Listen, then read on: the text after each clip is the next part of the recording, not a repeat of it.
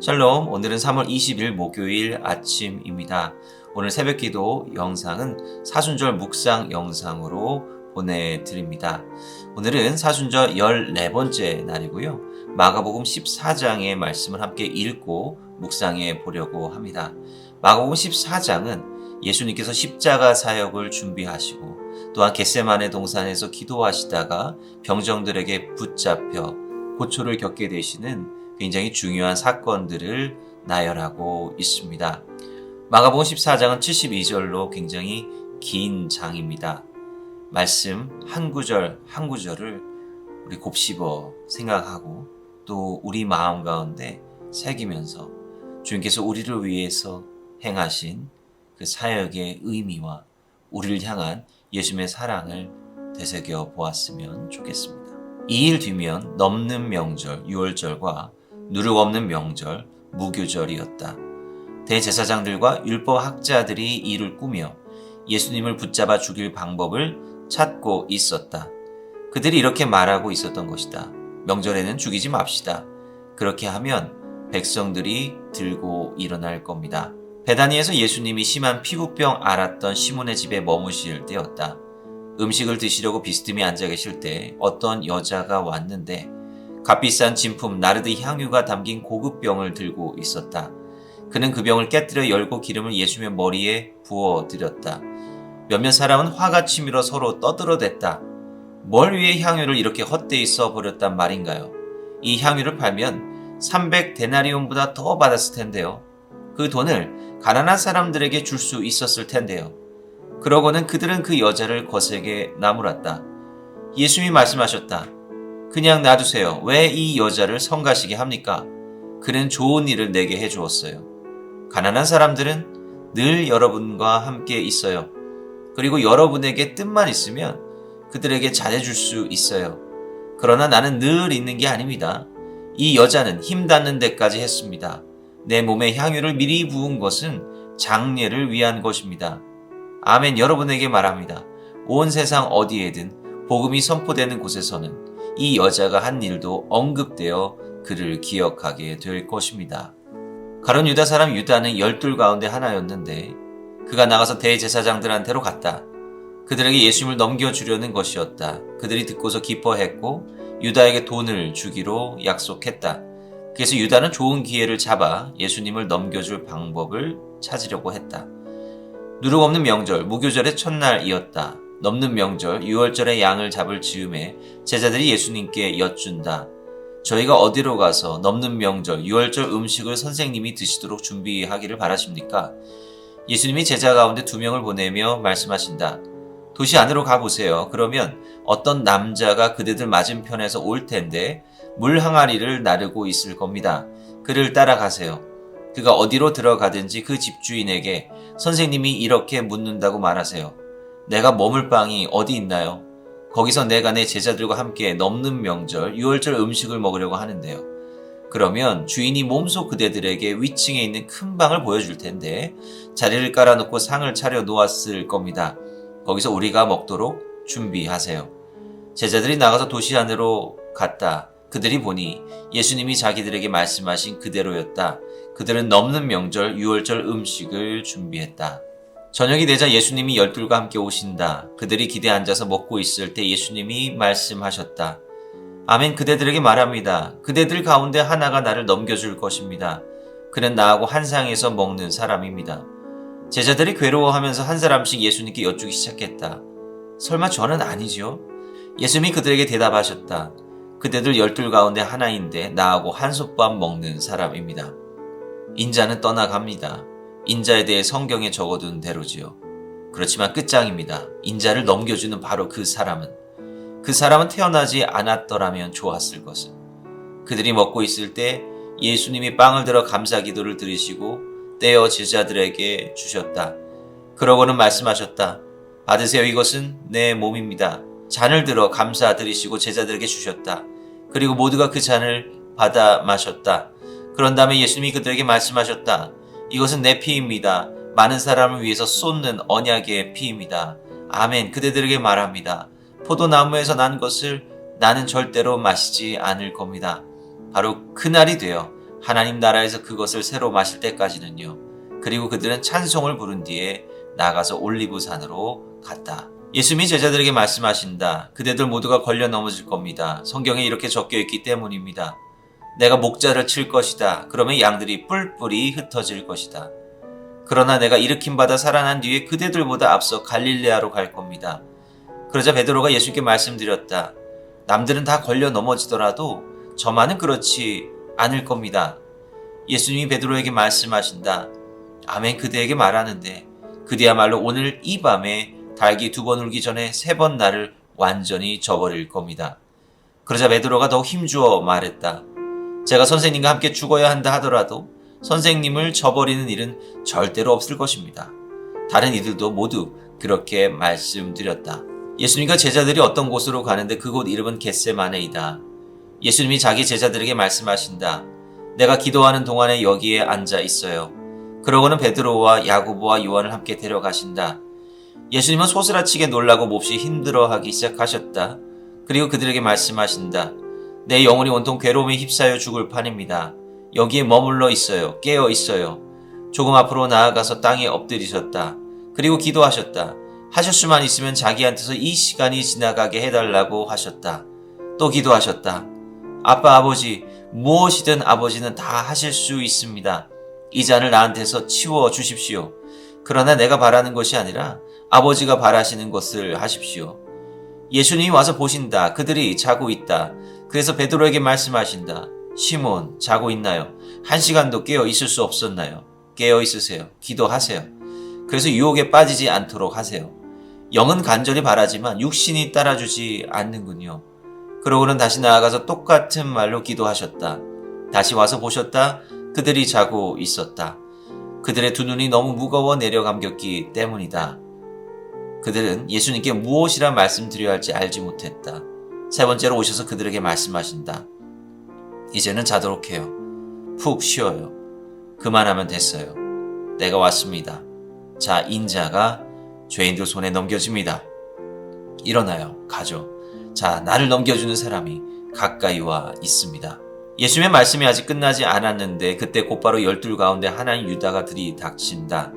무리가 그와 함께 왔는데 칼과 몽둥이를 들고 있다. 대제사장들과 율법학자들과 원로들이 그들을 보낸 것이다. 예수님을 넘겨주는 사람이 그들에게 어떤 약속된 신호를 줄지 이렇게 말하여 알려준 터였다. 내가 입맞춤하는 사람이 바로 그 사람입니다. 그를 붙잡아 실수 없이 끌고 가십시오.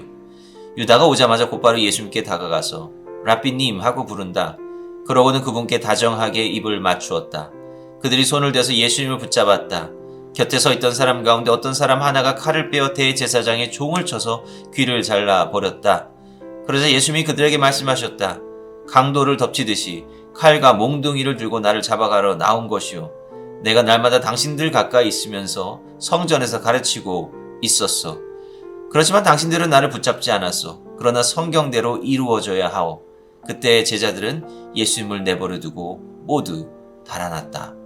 어떤 젊은이가 예수님을 뒤따라가고 있었는데 벗은 몸에 고운 천만 두르고 있었다. 사람들이 그를 붙잡으려고 한다. 그러자 그는 고운 천을 버려두고 벗은 몸으로 달아나 버렸다. 그들은 예수님을 대제사장한테로 끌고 갔다. 그러자 대제사장들과 원로들과 율법학자들이 다 모여든다. 한편 베드로는 멀찍이 떨어져서 예수님을 따라갔다. 대제사장의 집 앞마당 안쪽까지 따라갔다. 거기서 대제사장이 아랫사람들과 함께 앉아 불을 쬐며 몸을 녹이고 있었다. 대제사장들과 유대와 최고회의, 공회 전체가 예수님께 불리한 증언을 찾아내 예수님을 죽이려고 했다. 그렇지만 찾지를 못했다. 사실 많은 사람들이 예수님께 불리하게 거짓 증언을 했지만 그 증언들이 서로 맞아 떨어지지 않았다. 몇몇 사람이 일어나서 예수님께 불리하게 거짓 증언을 했다. 우리는 그가 하는 말을 확실히 들었습니다.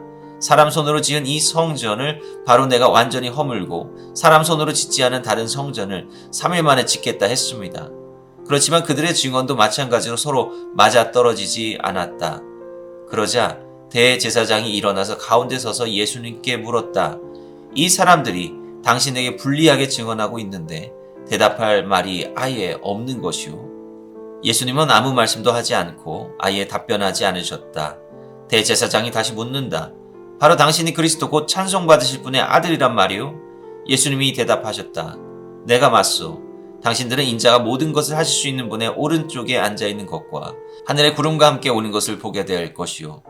그러자 대제사장이 자기 옷을 잡아 찢고서 말한다. 아직도 증인들이 더 필요합니까?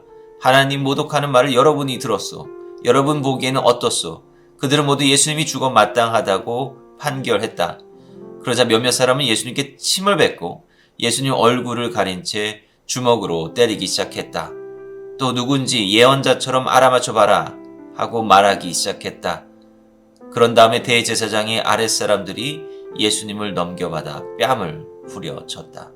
베드로가 앞마당 아래쪽에 있는데 대제사장의 여자종들 가운데 하나가 온다. 베드로가 몸을 녹이고 있는 것을 보고 그를 빤히 들여다보았다. 그리고는 말한다. 당신도 역시 그 나사렛 예수와 함께 있었어요. 베드로는 아니라고 하면서 말했다.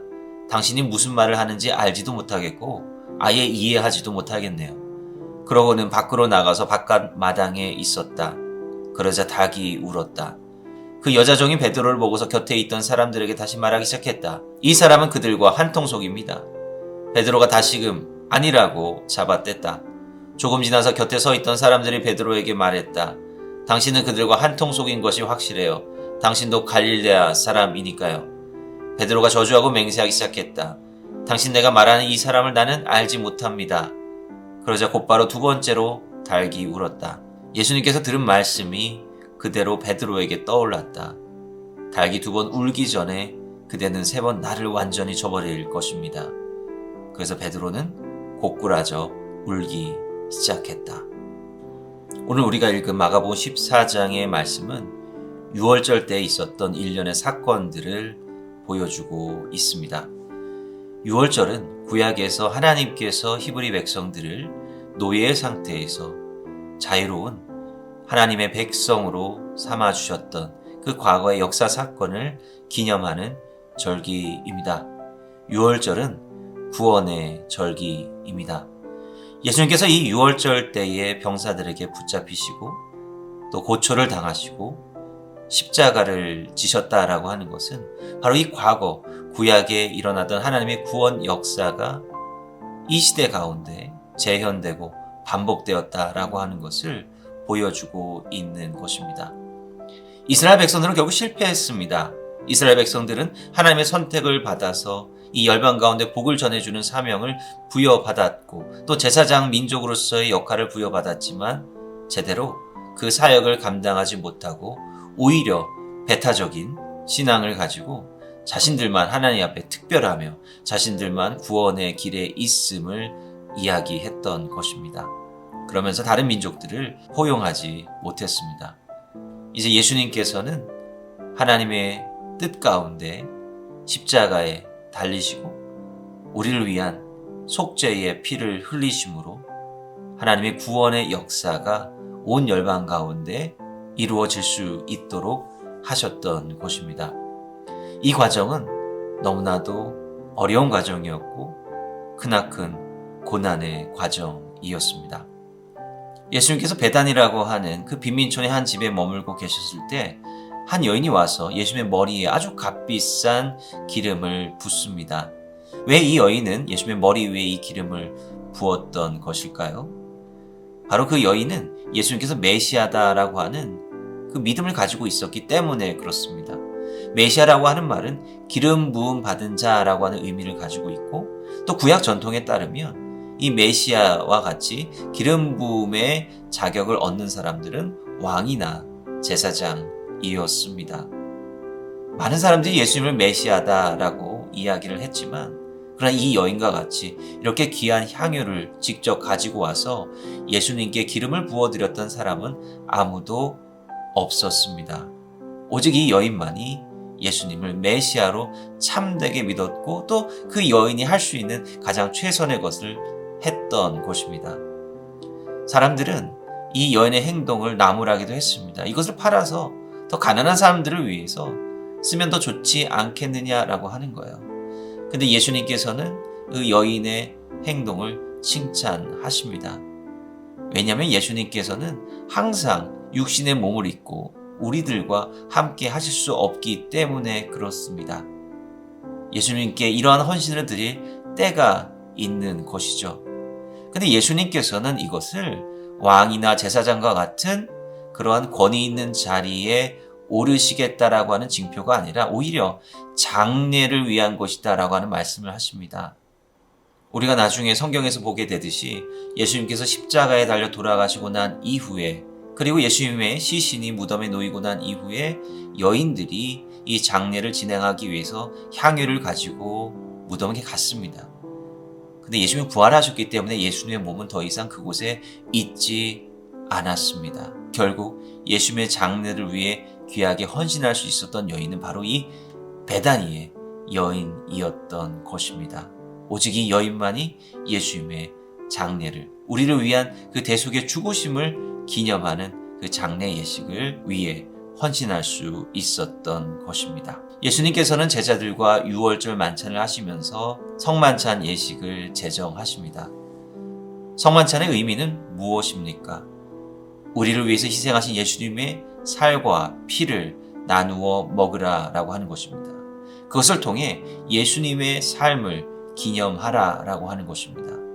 우리 그리스도인들은 예수님께서 우리에게 보여주셨던 그 하나님의 말씀, 또 하나님의 능력, 그리고 하나님의 뜻을 이 세상 가운데 계속해서 전해야 하는 그런 사명을 가진 사람들입니다.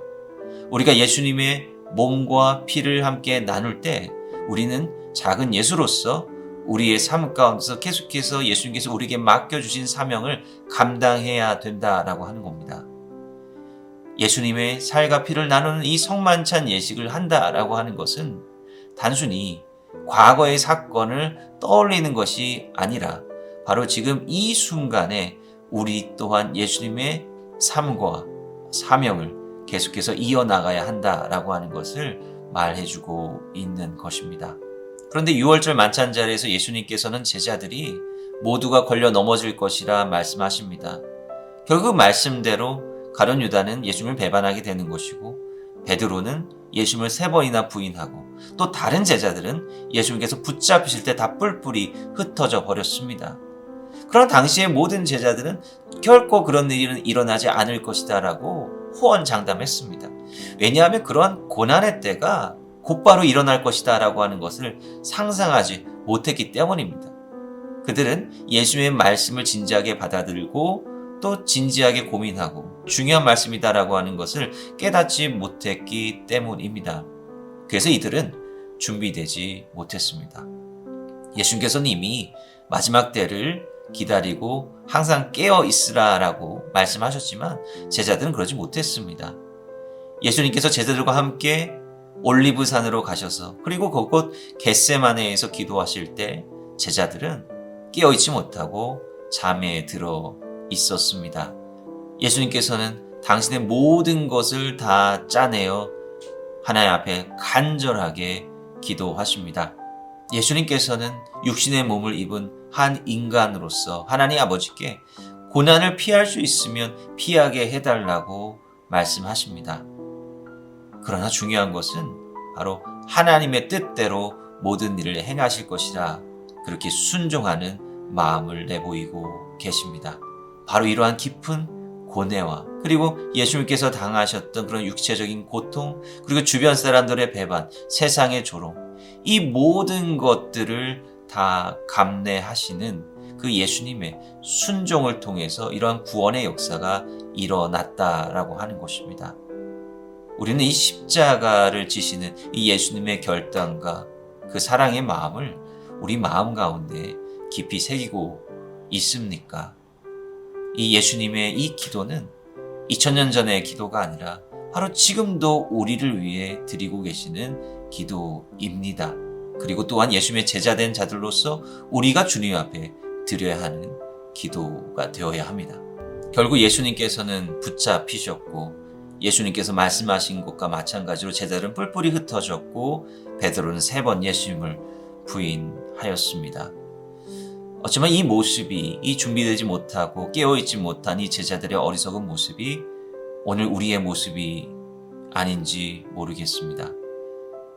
우리가 삶을 살아가면서 때로는 이 세상과 타협할 때가 정말로 많이 있죠. 우리가 선택하는 그 삶의 선택들이 하나님의 뜻이 아니라 우리의 자의적인 그리고 우리의 이기심과 욕망에 따른 선택인 경우가 많지 않습니까?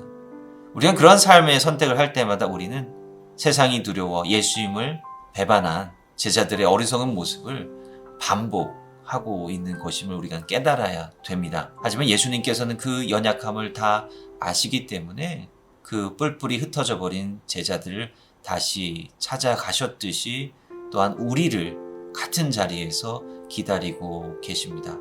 마가복음 14장 이 말씀은 구원 사역을 위해서 그 십자가의 길을 향해 묵묵히 걸어가시는 그 예수님과 그리고 깨어있지 못하고 어디로 가야 될지 어디에 진리가 있는지 여전히 알지 못했던 그 제자들의 모습을 대비하여 보여주고 있습니다. 우리가 서 있는 길은 어떤 길이죠? 우리는 어떠한 방향을 향해 나아가고 있습니까? 비록 어려운 길이지만 참된 진리의 길을 향해 묵묵히 나아가는 온전한 신앙인의 삶을 살기로 결단하는 오늘 하루가 되었으면 좋겠습니다.